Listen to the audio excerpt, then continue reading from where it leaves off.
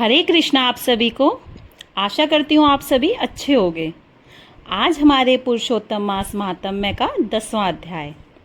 अब तक हमने सुना था कि किस प्रकार ब्राह्मण सुदेव की तपस्या से प्रसन्न होकर कृष्ण भगवान ने उनके पुत्र को दोबारा जीवित कर दिया था। अब आगे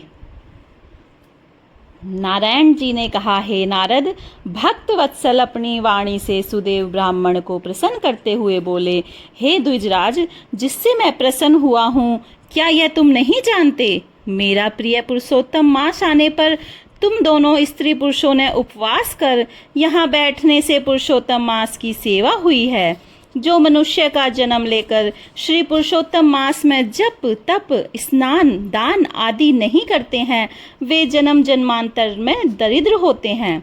अतः सब प्रकार से यत्न करके मेरे प्रिय पुरुषोत्तम मास का सेवन करना चाहिए। जो पुरुषोत्तम की सेवा करेगा वह भाग्यवान धन्य होकर मुझको प्राप्त होगा। श्री नारायण बोले, इस प्रकार हे मुने, जगदीश्वर कृष्ण भगवान ऐसा कहकर तत्काल गरुड़ पर चढ़कर अत्यंत पवित्र अपने वैकुंठ लोक को चले गए। स्त्री सहित सुदेव ब्राह्मण मृत हुए पुत्र को फिर जीवित हो देखकर हर्षित हो गए और कृष्ण भगवान की सेवा और पूजा में लग गए।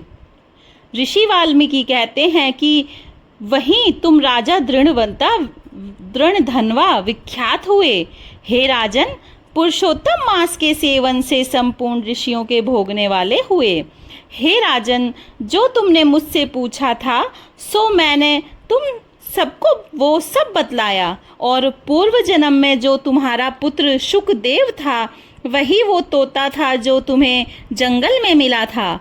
हरि ने उसको दोबारा से जिंदा किया और वह शुकदेव नाम से विख्यात हुआ। वह शुकदेव 12,000 वर्ष तक आयु भोग कर बैकुंठ को गया। वही शुकदेव वन के सरोवर में जब तुम बड़ के वृक्ष के पेड़ के नीचे बैठे हुए थे तो वहां पर अपने पूर्व जन्म के पिता को देखकर कृपा से युक्त हो चिंतन करने लगा कि यदि मैं इस राजा को बोध नहीं कराऊंगा तो मेरा भी अपराध हो जाएगा। इस प्रकार मेरा इन श्रुति के वचनों को मानना वृथा हो जाएगा। इसलिए मुझको अपने पूर्व जन्म के पिता का उपकार अवश्य करना चाहिए। ऐसा सोचकर ही उस तोते ने तुमको ज्ञान दिया। सूत जी कहने लगे, नारायण के मुख से दृढ़धनवा के पूर्व जन्म के वृत्तांत को सुनकर नारद जी श्री नारायण को फिर पूछने लगे, हे तपोनिधे, राजा दृढ़धनवा फिर वाल्मीकि ऋषि को क्या कहने लगे, सो आप कृपा करके मुझसे कहिए। श्री नारायण बोले, हे नारद, राजा दृढ़धनवा वाल्मीकि ऋषि से कहने लगे कि हे मुने, यह मोक्ष को प्रदान करने वाला पुरुषोत्तम मास का व्रत कैसे करना चाहिए और इसकी पूजा करनी कैसे चाहिए, सारी विधि कृपा करके मुझे बताएं ताकि सब लोगों के हित की बात हो सके। वाल्मीकि मुनि बोले, हे राजन, ब्रह्म मुहूर्त में उठकर ईश्वर का चिंतन कर शौच आदि जाएं, फिर स्नान प्राणायाम करके संध्या वंदन करें। जब तक सूर्य का दर्शन ना हो गायत्री का जप करते रहें। फिर सूर्य मंत्रों से सूर्य को अर्घ्य देवें और सायकाल अपने पैरों तथा भूमि को नमस्कार करें। फिर यस्य स्मृत्या इस मंत्र से प्रार्थना करें। जो ब्राह्मण श्रद्धा से विधि पूर्वक संध्या करता है उसको तीनों लोकों में कुछ भी कठिन नहीं है। यह सब कृत्य दिन में पूर्व भाग का है। इस प्रकार नित्य कर्म करके हरि का पूजन आरंभ करें।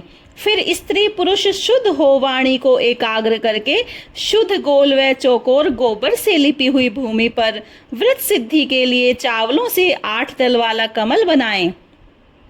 फिर स्वर्ण चांदी अथवा तांबे का मिट्टी का नवीन छिद्र रहित शुद्ध कलश उस मंडल के ऊपर स्थापित करें। फिर उस कलश में तीर्थ का जल भर दें।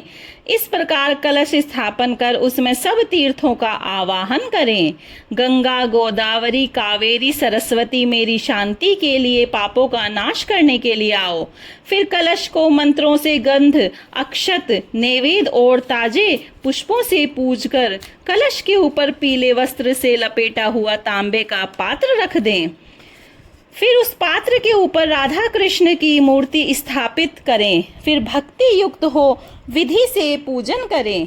इति श्री कथा समाप्तम। राधे राधे।